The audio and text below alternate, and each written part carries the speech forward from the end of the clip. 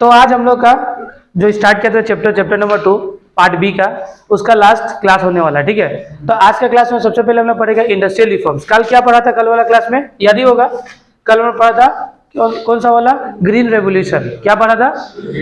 हाँ, green revolution का क्या अचीवमेंट्स था, क्या फेलियर था, ये सब पढ़ लिया। ठीक है, जो one of the most important topic है, एग्जाम में आता है। ग्रीन रेवोल्यूशन एग्जाम में आता है, ठीक है, याद रखना, ग्रीन रेवोल्यूशन एग्जाम में आता है, बहुत इंपॉर्टेंट टॉपिक है। ठीक है, आज का जो टॉपिक होगा वो तुम्हारा क्या होगा, देखो गवर्नमेंट क्या किया, फिर इंडस्ट्रियल रिफॉर्म्स भी लेके आया, इंडस्ट्रियल में भी बहुत सारा चेंजेस लेके आए। याद ही होगा तुम्हारा कि जब 1947 उससे पहले इंडस्ट्री था कि इंडिया में नहीं था, बहुत कम था, भी तो बहुत छोटा छोटा था, बहुत कम था ना। तो अभी था, अभी तुम्हारा इंडस्ट्रियल रिफॉर्म, अभी जो गवर्नमेंट बना, सेटअप हो गया। ठीक है, फिर 1951 में जो हम लोग क्या किया, 1950 के बाद क्या संविधान वगैरह बन गया उस टाइम, उसमें उसका बाद गवर्नमेंट क्या किया, इंडस्ट्रियल रिफॉर्म्स भी लेके आया। क्या क्या इंडस्ट्रियल चेंजेस हुआ, इंडस्ट्री में क्या क्या गवर्नमेंट चेंजेस किया, आज के क्लास में हम लोग ये देखने वाला है। ठीक है, देखो अगर मान लो सिर्फ एग्रीकल्चर डेवलप होगा तो इससे देश का डेवलपमेंट पॉसिबल है क्या? नहीं है ना। अगर मान लो सिर्फ एग्रीकल्चर करते रहेगा तो पॉसिबल नहीं है। अगर 3 सेक्टर, अगर तुम्हारा कितना सेक्टर होता है, प्राइमरी, सेकेंडरी एंड टर्सरी, होता ही नहीं होता है। हाँ, अगर तीनों सेक्टर प्रॉपर्ली डेवलप होगा तो देश का डेवलपमेंट माना जाता है, ऐसा होता ही नहीं होता है। हाँ, अगर तुम्हारा सर्विस सेक्टर डेवलप हो, ठीक है, इंडस्ट्री सेक्टर डेवलप हो, एग्रीकल्चर डेवलप हो, तो एक डेवलप कंट्री माना जाता है। तो गवर्नमेंट क्या किया कि अब देखो एग्रीकल्चर तो डेवलप हो ही रहा था, ठीक है, तो गवर्नमेंट क्या किया, अब इंडस्ट्रियल सेक्टर को भी डेवलप किया जाए। ठीक है, तो इसके लिए गवर्नमेंट क्या किया, इंडस्ट्रियल रिफॉर्म्स लेके आया। ठीक है, तो इंडस्ट्रियल रिफॉर्म देखो क्या किया इंडस्ट्रियल रिफॉर्म्स में, in context of the country growth and development the industrial sector always plays an important role in an economic like India. The growth of the industrial sector is necessary for the country's economic and monetary prosperity. मतलब India के लिए industrial growth होना बहुत ज़्यादा जरूरी था, देश का ग्रोथ के लिए भी और मनी क्या और मॉनेटरी प्रोस्पेरिटी के लिए भी, मतलब इंडस्ट्रियल रिफॉर्म करना बहुत ज़्यादा जरूरी था। ठीक है, अब देखो industrial sector provides more stable source of employment. अब देखो एग्रीकल्चर में क्या होता है कि देखो एग्रीकल्चर में ऐसा बात नहीं कि एम्प्लॉयमेंट है, नहीं है, एग्रीकल्चर में एम्प्लॉयमेंट है लेकिन मेहनत बहुत है, पैसा कम है, होता ही नहीं होता है। एग्रीकल्चर में मेहनत बहुत ज्यादा करना पड़ता है बट पैसा कम होता है, तो इसके लिए इंडस्ट्री सेक्टर होना बहुत जरूरी है। इंडस्ट्रियल सेक्टर अगर नहीं होगा ना तो लोगों को क्या होगा, रोजगारी मिलेगा नहीं। इसलिए क्या होगा कि इंडस्ट्रियल सेक्टर क्या देता है, more stable source of employment. ठीक है, फिर से प्रोमोट्स, क्या लिखा है, मॉडर्नाइजेशन। अगर देखो इंडस्ट्रियल सेक्टर होगा तो मॉडर्न टेक्नोलॉजी आएगा ही नहीं, आएगा इंडिया में आएगा, इससे क्या होगा, देश का ग्रोथ होगा ही नहीं होगा। हाँ, फिर नेक्स्ट इंक्रीज नेशनल इनकम। अब इंडस्ट्रियल सेक्टर में प्रोडक्शन बहुत ज्यादा होगा तो देश का नेशनल इनकम भी क्या होगा, इंक्रीज होगा ना कम होगा, इंक्रीज होगा, इसलिए बात है इंक्रीज होगा, क्या होगा, इंक्रीज होगा। ठीक है, boost growth of potential of an economy. Economic growth क्या होगा, बूस्ट होगा, बहुत स्पीड में ऊपर जाएगा, देश का जीडीपी बहुत ज्यादा ऊपर जाएगा। फिर increase the amount of export. Export बढ़ेगा नहीं बढ़ेगा। हाँ, अभी देखो एग्रीकल्चर से बस रॉ मटेरियल हम लोग एक्सपोर्ट कर रहा था, लेकिन इंडस्ट्रियल सेक्टर बैठा देगा तो क्या होगा, फिनिश गुड भी हम लोग एक्सपोर्ट कर पाएगा बाहर में। इंडिया का बाहर क्या करेगा, फिनिश गुड भी एक्सपोर्ट कर पाएगा, नहीं कर पाएगा, ऑब्वियसली कर पाएगा। ठीक है, फिर helps to promote modernise agriculture. और इंडस्ट्रियल अगर ग्रोथ होगा तो मतलब एग्रीकल्चर में भी क्या होगा, मॉडर्नाइज टेक्नोलॉजी भी आएगा। ठीक है, तो इस तरीके से हम लोग का इंडस्ट्रियल सेक्टर का कुछ पॉइंट्स हम लोग पढ़ा। ठीक है, अब नीचे में और देखते हैं हम लोग, देखो क्या लिखा हुआ है, at the time of independence the industrial sector was the immature stage. पता ही है ना, इमेच्योर स्टेज था, only few industry represent the whole sector. So the government of India decided to put attention on the development of this sector. ठीक है, तो उस time में कुछ ही इंडस्ट्री सेटअप था, तो गवर्नमेंट सोचा कि ऐसा तो होगा नहीं, अगर देश का डेवलप करना है, इकोनॉमी को बूस्टअप करना है तो क्या चाहिए, इंडस्ट्री को ग्रोथ करना पड़ेगा। इसके लिए गवर्नमेंट क्या किया, कुछ रूल्स निकाला, अटेंशन दिया उसका रिगार्डिंग। ठीक है, अभी देखो नेक्स्ट में, नेक्स्ट क्या है तुम्हारा, रोल ऑफ, क्या है तुम्हारा role of public government sector in industrial development. तो क्या क्या रोल था किसका, गवर्नमेंट सेक्टर का इन इंडस्ट्रियल डेवलपमेंट में। ठीक है, तो development of the industrial sector, process of the industrialisation can not be left over the solely in the hands of private enterprise. देखो गवर्नमेंट बोला ना कि अगर मान लो इंडस्ट्री का डेवलपमेंट, इंडस्ट्रियल सेक्टर का डेवलपमेंट अगर पूरा का पूरा हम लोग प्राइवेट हाथ में दे देगा तो पूरा डेवलप होगा नहीं, क्योंकि प्राइवेट सेक्टर क्या सोचता है, किसी प्रॉफिट मोटिव, किसके लिए, सिर्फ पैसा कमाने के लिए देखता है, ठीक है। वो देश का ग्रोथ नहीं देखेगा कि उसका मेन, देखो प्राइवेट सेक्टर का मेन मोटिव क्या होता है, पैसा कमाना, प्रॉफिट ज्यादा से ज्यादा कमाना। वो देश का डेवलपमेंट नहीं देखेगा, वो सिर्फ क्या देखेगा कि मेरा प्रॉफिट आ रहा है या नहीं आ रहा है। तो गवर्नमेंट सोचा कि अगर पूरा का पूरा हम लोग इंडस्ट्रियल सेक्टर प्राइवेट सेक्टर को सौंप देगा तो इससे देश का डेवलपमेंट होना पॉसिबल नहीं है। इसके लिए हमको खुद फील्ड में आना पड़ेगा। तो गवर्नमेंट भी कूदा फील्ड में, ठीक है। और गवर्नमेंट क्या किया, फील्ड में आया, उसका बाद गवर्नमेंट क्या किया, डेवलप करना इंडस्ट्रियल सेक्टर को क्या किया, स्टार्ट किया, ठीक है। देखो direct involvement of the public sector is also necessary for its development. Government का मतलब इन्वॉल्वमेंट होना बहुत जरूरी है अगर तुमको इंडस्ट्रियल सेक्टर डेवलप करना है तो गवर्नमेंट क्या किया, देखो सबसे पहले क्या था, लैक ऑफ कैपिटल। क्या था तुम्हारा, लैक ऑफ कैपिटल। सबसे पहले कैपिटल क्या था, कम था। कैपिटल क्या था उस टाइम में, कम था। तो देखो a handful of the private industry will not be able to raise and invest the capital in the sufficient amount। देखो उस टाइम में कैपिटल बहुत कम था, पैसा बहुत कम था, ठीक है। तो प्राइवेट सेक्टर क्या होता था कि प्राइवेट सेक्टर फटाक से उतना ग्रोथ नहीं कर पाएगा क्योंकि उन लोगों के पास कैपिटल उतना ज्यादा नहीं था, ठीक है। तो इसलिए गवर्नमेंट आया और क्या किया, गवर्नमेंट आके इसको डेवलप करना स्टार्ट किया। जैसे कि देखो date which is necessary for the development of the entire economy, therefore the participation of the government sector is essential for the to the process of industrialization। देखो उस टाइम में प्राइवेट सेक्टर के पास capital बहुत कम था। अब capital कम होगा तो उन लोग ज्यादा डेवलपमेंट एक्टिविटी में काम करने वाला नहीं है, तो इसीलिए कैपिटल कम होते साथ गवर्नमेंट आएगा तो गवर्नमेंट क्या करेगा, उसी कैपिटल से क्या करेगा, डेवलपमेंट एक्टिविटी में काम करना स्टार्ट किया। समझ में आया बात। उस टाइम में पैसा बहुत कम था, पता है ना ये बात। फिर नेक्स्ट क्या तुम्हारा, लेक ऑफ इंसेंटिव, ठीक है। At the time of the independence the market of the India was not much big, मतलब उतना बड़ा था क्या, छोटा मोटा मार्केट है, ठीक है। तो enough to encourage its private businessman to undertake the huge investment. देखो उस टाइम में इंडिया में मार्केट बहुत छोटा था। आज जो प्राइवेट प्लेयर्स था ना, प्राइवेट सेक्टर था, वो उतना इन्वेस्टमेंट करना नहीं चाहता। अब देखो सिंपल सा बात है ना, तुम दुकान कहाँ पे खोलेगा, बड़ा मार्केट में ना छोटा जगह में, बड़ा मार्केट में खोलेगा, इन्वेस्टमेंट कहाँ पैसे ज्यादा लगेगा, बड़ा मार्केट में, छोटा जगह में लगेगा तुम, कभी भी लगाएगा नहीं। तो उसीलिए प्राइवेट सेक्टर बहुत ज्यादा, देखो प्राइवेट सेक्टर सोच रहा था कि छोटा मार्केट है, इन्वेस्टमेंट ना करके कोई फायदा नहीं है। अब जब इन्वेस्टमेंट प्राइवेट सेक्टर नहीं करेगा तो किसको आना पड़ेगा, पब्लिक सेक्टर, गवर्नमेंट सेक्टर को आएगा, इन्वेस्ट करेगा तो क्या होगा, मार्केट बड़ा करेगा इन लोग। तो इसीलिए क्या है, moreover due to the limited size of the market the demand of the industrial goods was also very low. मतलब मार्केट छोटा था तो इंडस्ट्रियल गुड्स का डिमांड क्या था, बहुत लो था। तो which restrict the industrialisation to earn more. इसलिए क्या था, प्राइवेट सेक्टर आ नहीं रहा था, इसलिए पब्लिक सेक्टर इसमें कूदा, इसको ठीक किया, ठीक है।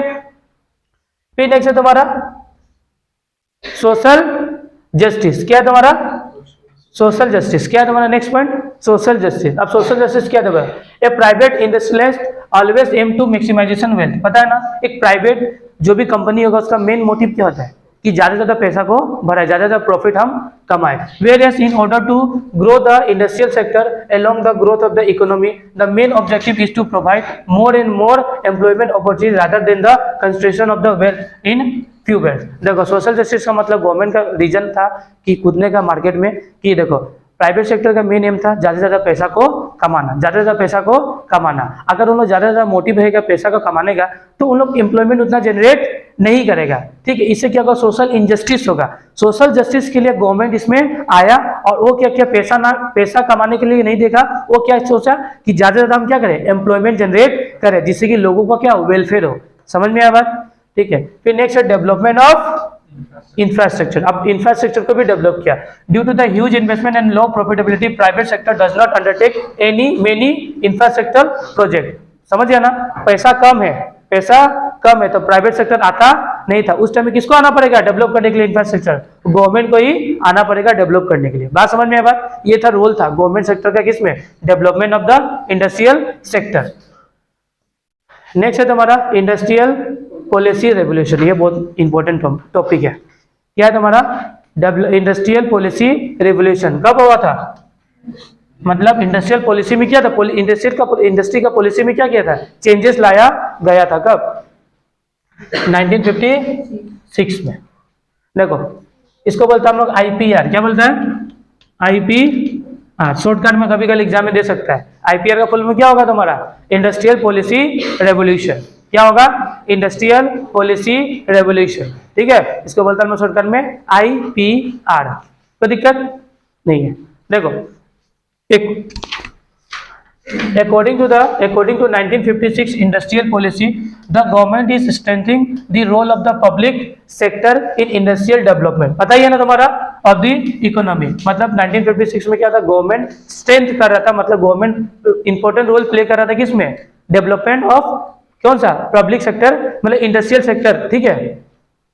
The main goal of this revolution is to accelerate the growth of the industrial sector and prevent the concentration of the wealth and in the few hands of individuals। मतलब देखो, मतलब इसका ये पॉलिसी लाने का मेन मुद्दा यही था कि हम लोग जो भी इनकम, जो भी प्रॉफिट, वो फ्यू हैंड्स में ना जाए, सबके पास क्या होगा? प्रॉफिट इक्वलाइज क्या हो? बटे। इसके लिए क्या लाया गया?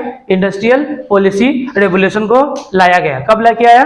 1956 में लेके आया। कब लेके आया? 1956 में। अब देखो फीचर्स ऑफ आईपीआर। आईपीआर का फीचर्स क्या था? ये आता है एग्जाम में। हाँ, आईपीआर का फीचर्स क्या क्या है? इंडस्ट्रियल पॉलिसी रेवोल्यूशन का फीचर्स क्या क्या है? सबसे पहले 3 tyre classification of industry. Industry को क्या किया? 3 टायर में बांट दिया गया। कितना टायर में? 3 टायर में। कितना टायर में? 3 टायर में। पहला टायर में according to this the industrial policy 1956 divided the total industries into 3 categories. पहला कैटेगरी क्या था? Schedule A 17 industries. इसमें क्या था? Complete control of public sector. इसमें पूरा का पूरा कंट्रोल किसका पास था? पब्लिक सेक्टर का पास। मतलब इसमें प्राइवेट सेक्टर कंट्रोल नहीं कर सकता। मतलब शेड्यूल ए वाला जो भी कंपनी था उसमें पूरा का पूरा कंट्रोल किसका था? हाँ, समझ में आ रहा बात? ठीक है, कंप्लीट कंट्रोल। फिर एक था शेड्यूल बी वाला इंडस्ट्रीज। इसमें क्या था? Those which could be stabilise both private as well as public enterprise. However the role of the public sector is more dominant than the private sector. ठीक है, मतलब देखो फिर शेड्यूल बी वाला कंपनी था जिसमें कितना तो इंडस्ट्रीज था? 12 टू इंडस्ट्रीज था। इसमें क्या था? इसमें public sector and private sector दोनों का रोल होता था, बट डोमिनेंट रोल किसका था? पब्लिक सेक्टर का। प्राइवेट सेक्टर का रोल क्या था? कम था। फिर एक था शेड्यूल सी। शेड्यूल सी में मतलब इसमें जितना भी और इंडस्ट्री बच गया तो किसमें आता? शेड्यूल सी वाला में। Remaining industry which are left for the private sector. ये तुम्हारा क्या हो गया? तुम्हारा शेड्यूल सी। ठीक है, बात समझ में आया? बात कोई दिक्कत नहीं? हमें 3 टायर का इंडस्ट्रीज को बांट दिया गया है। कोई प्रॉब्लम है? एक होगा तुम्हारा शेड्यूल है जिसमें 17 इंडस्ट्रीज आएगा, शेड्यूल बी में 12 टू, शेड्यूल सी में रिमेनिंग जो भी बच गया वो सब कहाँ पे आ गया? प्राइवेट सेक्टर वाला, या शेड्यूल सी में जितना और रिमेनिंग बच गया सब शेड्यूल सी में आ गया। ठीक है, कोई दिक्कत है? हमें समझ में आया? कोई दिक्कत है? हाँ, किसी को दिक्कत? अब देखो नेक्स्ट फीचर क्या है तुम्हारा? Introduction of industrial licence. अब लाइसेंस का भी इंट्रोडक्शन किया गया इस रूल में। इस रूल में क्या किया? अब कोई भी इंडस्ट्री तुम फटाक से खोल नहीं सकता, उसके लिए क्या लेना पड़ेगा? लाइसेंस लेना पड़ेगा। क्या लेना पड़ेगा? पहले लाइसेंस लेना नहीं पड़ता था, अब क्या लेना पड़ेगा? लाइसेंस। देखो this is return permission from the government. देखो लाइसेंस का मतलब ये होता है ना कि गवर्नमेंट से परमिशन लेना पड़ता है, कि रिटर्न परमिशन लेना पड़ता है, जिसके तो हमको बिजनेस स्टार्ट करना है। बिजनेस स्टार्ट करना तो ट्रेड लाइसेंस चाहिए नहीं चाहिए?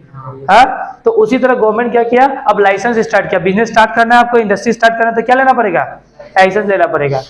This is return permission from the government for the opening और expansion of a industrial facility. According to this policy, no new industry was allowed to survive unless the license was issued by the government. समझ में आया बात? ठीक है। Moreover, a license was also required if an existing industry wanted to expand or diversify its production. देखो जो भी नया इंडस्ट्री खुल रहा है या खोलना चाह रहा है उसको क्या लेना पड़ेगा? गवर्नमेंट से एक रिटर्न परमिशन लेना पड़ेगा, मतलब लाइसेंस लेना पड़ेगा। विदाउट लाइसेंस वो बिजनेस स्टार्ट नहीं कर सकता है। और जो एग्जिस्टिंग इंडस्ट्री चल रहा है, अगर उसको अपना बिजनेस को डाइवर्सिफाई करना है, डाइवर्सिफाई मतलब बहुत जगह खोलना है या बड़ा करना है, तो उसके लिए भी उसको क्या लेना पड़ेगा? लाइसेंस लेना पड़ेगा। किससे? गवर्नमेंट से। तो ये कब आया? आईपीआर के तहत आया। समझ में आया बात? ठीक है। फिर नेक्स्ट है तुम्हारा इंडस्ट्रियल कंसेशन। क्या है तुम्हारा? इंडस्ट्रियल कंसेशन मतलब incentive such as tax rebate, subsidise electricity tariff offer to the private entrepreneurs for the setting of industry in the backward and rural areas of the country.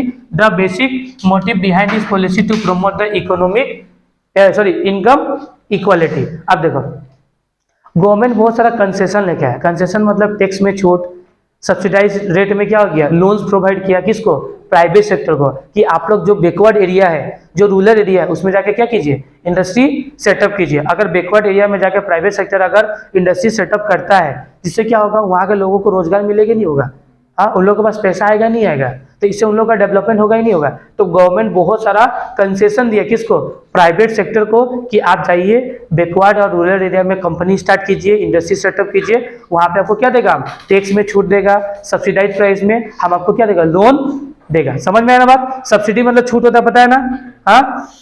फिर देखो ये सब होने के बाद नेक्स्ट है तुम्हारा स्मॉल स्केल इंडस्ट्री। देखो स्मॉल स्केल इंडस्ट्री भी बहुत इंपॉर्टेंट रोल प्ले किया था देश का डेवलपमेंट में, मतलब छोटा छोटा इंडस्ट्री। अगर पहले बोला जाए, अगर देखो ऐसा इंडस्ट्री जिसमें, देखो small scale industry is presented to define as one whose investment does not exceed 5 crore, earlier it was rupees 5 lakh in 1951। देखो ऐसा इंडस्ट्री जिसमें हमको इन्वेस्ट करना पड़ता है 5 करोड़ से कम, 5 करोड़ से कम, मतलब 5 करोड़ से ज्यादा होना नहीं चाहिए। मतलब स्मॉल स्केल इंडस्ट्री आज के डेट में किसको बोला जाता है, ऐसा इंडस्ट्री जिसमें हम इन्वेस्टमेंट कितना करेगा, 5 करोड़ से ज्यादा नहीं, 5 करोड़ से कम करना पड़ेगा, तो ऐसा इंडस्ट्री को बोलता है हम लोग स्मॉल स्केल इंडस्ट्री। समझ में आया। लेकिन पहले 1951 में 5 करोड़ नहीं था, 5 लाख था। कितना था, अगर 5 लाख तक आप कोई इंडस्ट्री में इन्वेस्ट करता है तो आप कौन सा इंडस्ट्री कहलाएगा, स्मॉल स्केल इंडस्ट्री। उसका बियॉन्ड चला जाएगा तो लार्ज में आ जाएगा। समझ में आया, कोई दिक्कत नहीं हमें। देखो लिखा ना, small scale industry is presently defined as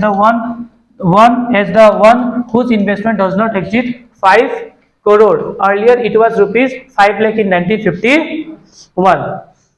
The government also focus on the developing and the strengthening the small scale industry as in place important role in the development and equitable distribution of the income in the economy। समझ में आया बात। तो मतलब small scale अगर industry setup होगा, जिससे क्या होगा, बैकवर्ड एरिया सब में क्या होगा, बैकवर्ड एरिया के लोगों को क्या होगा, एम्प्लॉयमेंट जनरेट होगा। अगर एम्प्लॉयमेंट जनरेट होगा तो उन लोगों के पास इनकम आएगा ही नहीं आएगा, और सब में इनकम क्या होगा, इक्वली बटना स्टार्ट हो जाएगा। समझ में आया। इसलिए स्मॉल स्केल इंडस्ट्री का बैठाना बहुत ज्यादा जरूरी था उस टाइम में। ठीक है, अभी नेक्स्ट पड़ेगा अपना role of small scale industry और कैरेक्टरिस्टिक्स ऑफ SSI। ठीक है, देख लो। देखो रोल पड़ता हम लोग किसका, SSI का, स्मॉल स्केल इंडस्ट्री का क्या क्या रोल है। ठीक है, अब देखो लेबर इंटेंसिव टेक्निक। अगर इंडस्ट्री बड़ा हो, अगर इंडस्ट्री बड़ा होता था तो उसमें मशीन का हेल्प से प्रोडक्शन किया जाता था। लेकिन स्मॉल स्केल इंडस्ट्री सेटअप होने से क्या हो गया पता है, इसमें मैक्सिमम क्या फॉलो होता है पता है, लेबर इंटेंसिव टेक्निक। दो तरीके का टेक्निक होता है, एक कैपिटल होता है, एक लेबर होता है। लेबर इंटेंसिव टेक्निक मतलब जो भी काम होता है लेबर का हेल्प से, जो भी प्रोडक्शन होता है किसके हेल्प से होता है, लेबर के हेल्प से। स्मॉल स्केल इंडस्ट्री अगर बैकवर्ड एरिया में बैठ गया तो वहाँ का जो भी लेबर्स है उसका यूज होगा ही नहीं होगा, उन लोगों को रोजगार मिलेगा नहीं मिलेगा। तो स्मॉल स्केल इंडस्ट्री का बैठाने का मेन रोल इंपॉर्टेंट ये था कि लेबर इंटेंसिव टेक्निक क्या हो, बढ़े, क्या हो, बढ़े, लेबर को ज्यादा क्या मिले, रोजगार मिले। ठीक है, तो पहला रोल किया है तुम्हारा SSI का कि लेबर इंटेंसिव टेक्निक ये प्रोवाइड कर रहा था।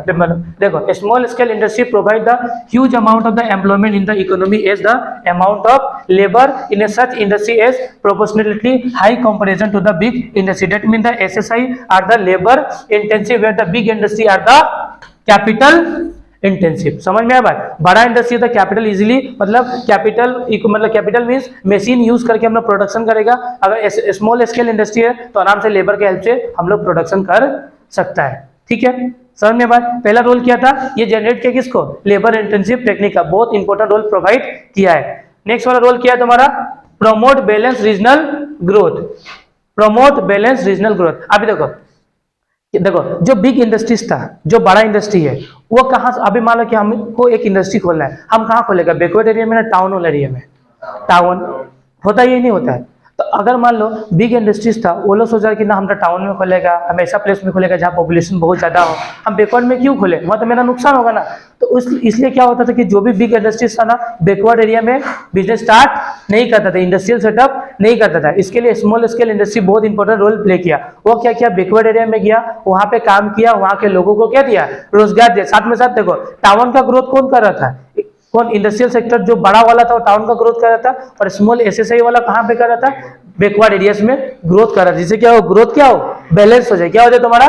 टाउन से ग्रोथ क्या हो जाए? बैलेंस हो जाए। ठीक है, तो देखो the industrial sector are location friendly. देखो this industry are location friendly, मतलब ये एसएसआई था ना, ये लोकेशन फ्रेंडली था। ठीक है, unlike the big industry which are required to set up near raw material hub in order to reduce the cost of transportation, this industry can be easily set up at the doorstep of the order due to the small requirement. जो industrial था, मतलब जो big industry था, वो ऐसा जगह में factory बैठाना चाहता था जहां पे क्या हो? रॉ मटेरियल का हब हो, जहां से रॉ मटेरियल निकला और उन लोग क्या किया? प्रोडक्शन किया, माल बेचा, जिससे क्या होगा? खर्चा कम हो। लेकिन जो इन लोग क्या स्टार्ट किया? इन लोग बैकवर्ड एरिया में भी क्या किया? स्टार्ट कर दिया, जिससे क्या होगा? ग्रोथ बहुत ज्यादा हो जाए। ठीक है, बात समझ में आया? देखो फिर से, this industry are locational friendly unlike the big industry which are required to set up the near raw material hub in order to reduce the transportation, this industry can be easily up at the door step of the owner due to the small requirement. ठीक है, फिर next है तुम्हारा promotes equity. क्या होगा तुम्हारा? Promotes equity. जो income होगा वो सब में क्या होगा? इक्वली बंटना चाहिए। इसका मेन मुद्दा ये होगा ना कि इनकम क्या होगा तुम्हारा? सब में इक्वली बंटना चाहिए। तो SSI requires the less amount of investment, मतलब स्मॉल स्केल इंडस्ट्री को स्टार्ट करना तो इन्वेस्टमेंट क्या था? बहुत कम था, बहुत कम था as compare to the big industry which does not concentrate the power of economy in few heads. ठीक है, moreover any one can start a small scale industry and no investment which will bring the equal distribution of the income and wealth in the economy. ठीक है, समझ में आया बात? क्या कोई दिक्कत है? कोई दिक्कत है क्या? ये खत्म हो गया, फिर फॉरेन वाला पढ़ता हम लोग। लास्ट हम लोग का क्या है? Source of raw material. मतलब स्मॉल स्केल इंडस्ट्री क्या करता था पता है? मतलब स्मॉल स्केल इंडस्ट्री सबसे पहले इन लोग रॉ मटेरियल को जनरेट करते हैं, जैसे कि जंगल से लकड़ी काट के लाना किसका काम होता है? Small scale industry. इन लोग जंगल से लकड़ी काट के लाया और इन लोग क्या किया? बड़ा बड़ा इंडस्ट्री को लकड़ी क्या किया? सप्लाई किया। तो इन लोग हब था किसका? रॉ मटेरियल्स का इन लोग हब बन गया। कौन? Small scale industry. इन लोग क्या करता था? रॉ मटेरियल्स किसको प्रोवाइड करता था? बिग इंडस्ट्रीज को। एसएसआई आर था source of materials for the big industry. Majority of the big industry get raw materials from them only, builds the ecosystem of the flow of income in the economy. समझ में आया बात? तो ये मतलब एक hub बन गया। जो स्मॉल स्केल इंडस्ट्री था ना, ये क्या करता था कि रॉ मटेरियल्स प्रोवाइड करता था किसको? बिग इंडस्ट्रीज को। अब बिग इंडस्ट्री इसी का हेल्प से क्या बनता था? सामान, फिनिश गुड्स बनाता था। ठीक है, देखो लास्ट है अपना फॉरेन ट्रेड पॉलिसी। क्या है तुम्हारा? Foreign trade policy. अब फॉरेन ट्रेड पॉलिसी क्या था? During the colonial period India was the prime exporter of the raw material. पता है ना, जब इंडिपेंडेंस नहीं हुआ था उससे पहले इंडिया क्या था? प्राइम एक्सपोर्टर था या नहीं था रॉ मटेरियल का? कॉलोनियल रूल के टाइम में मतलब जो भी इंडिया था क्या करता था? रॉ मटेरियल सप्लाई करता था किसको? ब्रिटिश इंडस्ट्रीज में रॉ मटेरियल सप्लाई करता था। ये बताया था ना, याद है? नहीं है the during the colonial period India was the prime exporter of the raw material and the importer of the finish good. मतलब बिफोर इंडिपेंडेंस क्या होता था कि इंडिया क्या करता था? रॉ मटेरियल किसको प्रोवाइड करता था? ब्रिटिशर्स को। ठीक है, और उन लोग उस रॉ मटेरियल को क्या करता था? कन्वर्ट करता था फिनिश गुड्स में, वापस सबको बेचता था। मतलब हमसे खरीद के लेके जाता था 500 में, हमको चिपकाता था, देखो कितना कमाता था हम लोग। हाँ, ऐसा करता था 1500 एक टू में। हमसे 500 का लकड़ी खरीद के ले गया, हमको 2000 का फर्नीचर चिपका दिया। इस तरीका से करता था कौन? ब्रिटिशर्स। कब करता था? During the colonial period. ठीक है, but after the independence India's foreign trade undergo with a massive change in order to self sufficient India follow the policy of import substitution which is also known as the inward looking trade strategy. जब colonial period खत्म हुआ, independence हो गया, तो government तब Indian government सोचा कि ऐसा तो काम चलने वाला नहीं है, सिर्फ हम लोग रॉ मटेरियल सप्लाई करेगा तो होगा नहीं, होगा ना। तो हम लोग क्या करेगा? हम लोग बाहर से गुड्स को मंगाएगा नहीं, बाहर से जो इंपोर्ट करता है ना उसका क्या बनाएगा हम लोग? सब्स्टिट्यूट। इंपोर्ट सब्स्टिट्यूशन का मतलब जो गुड्स हम लोग बाहर से मंगा रहे हैं उसी का सब्स्टिट्यूट हम लोग इंडिया में क्या करेगा? रेडी करेगा। क्या करेगा? देखो बाहर से क्या मंगा रहा था? फर्नीचर मंगा रहा था, या मान लो कि क्लोथ्स मंगा रहा था। अब हम लोग क्या करेगा? वो चीज को हम लोग क्या में बनाएगा? इंडिया में बनाएगा। इसको बोला हम लोग इंपोर्ट सब्स्टिट्यूशन। बात समझ में आया बात? हाँ, बाहर से एक्सपोर्ट ना करके, सॉरी बाहर से इंपोर्ट ना करके हमने क्या करेगा, इंडिया में ही वह सामान क्या करेगा, बनाएगा, जिससे क्या होगा, यहाँ के लोगों को रोजगार भी मिलेगा और यहाँ पे डेवलपमेंट भी बहुत जल्दी होगा। समझ में आया बात? तो यहाँ पे ये लिखा हुआ है कि देखो फिर से, during the colonial period India was the prime exporter of raw materials and the importer of the finish goods, but after the independence India's foreign trade undergo with a massive change in order to self sufficient India was follow a policy of import substitution which is also known as the inward looking trade strategy। ठीक है, import substitution refers to the policy of replacement of the imports by the domestic production according to this policy। मतलब import ना करके हम लोग domestically उसको बनाए। ठीक है, instead of the importing the goods from the foreign country, domestic industry are encouraged by giving the different incentive to produce them in India।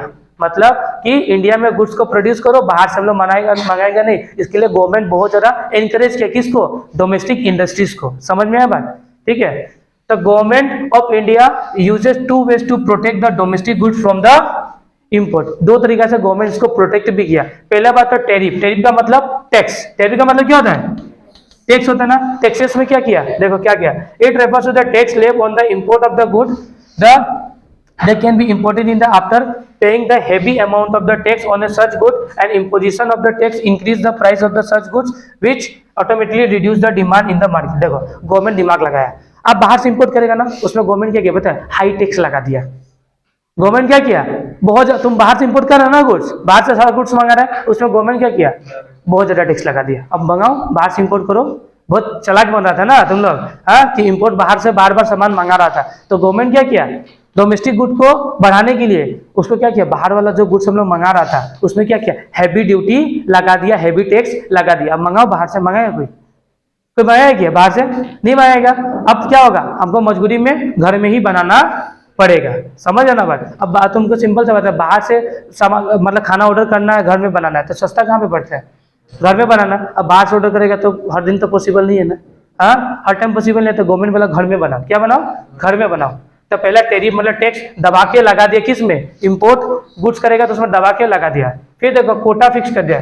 Kota समझते हैं ना, कोटा फैक्ट्री नहीं रे, कोटा कोटा, हाँ, इतना इतना इतना इतना, मतलब देखो it refers to the government impose the trade restriction the limit of the number of monetary value. देखो गवर्नमेंट कोटा लगा दिया, मतलब क्या लगा दिया, गवर्नमेंट कोटा। अब देखो ऐसा भी बात, अभी देखो इंडिया एक डेवलपिंग कंट्री है ही नहीं है, क्या है, इंडिया एक डेवलपिंग कंट्री था। आप मान लो कि अभी डेवलप करना होगा, इंडिया को डेवलप करना ही नहीं करना, तो इंडिया में इतना मशीन डेवलप था उस टाइम में, तो कुछ ना कुछ तो बाहर से इंपोर्ट करना पड़ेगा ही नहीं पड़ेगा, अब इसलिए मतलब करना पड़ेगा ही, बाहर से इंपोर्ट नहीं करके डेवलप होना उतना पॉसिबल नहीं है। तो गवर्नमेंट एक लिमिट लगा दे कि आप एज ए इंडस्ट्री इतना ही गुड्स, इतना ही मशीन या गुड्स बाहर से मंगा सकता है, एक कोटा फिक्स कर दिया, उसका बियॉन्ड आप जा नहीं सकता है। मतलब पहला टैक्स में इंपोर्टेड गुड्स पर टैक्स तो लगाया, साथ में साथ कोटा भी फिक्स किया कि इतना बियॉन्ड में आप खरीद सकता है, इससे ज्यादा खरीद नहीं सकता है। समझ में, ये हो गया चैप्टर नंबर 2 तुम्हारा खत्म पार्ट बी का। ठीक है, कोई दिक्कत है तो आज का क्लास हम लोग यहाँ पे करता है समाप्त। ठीक है।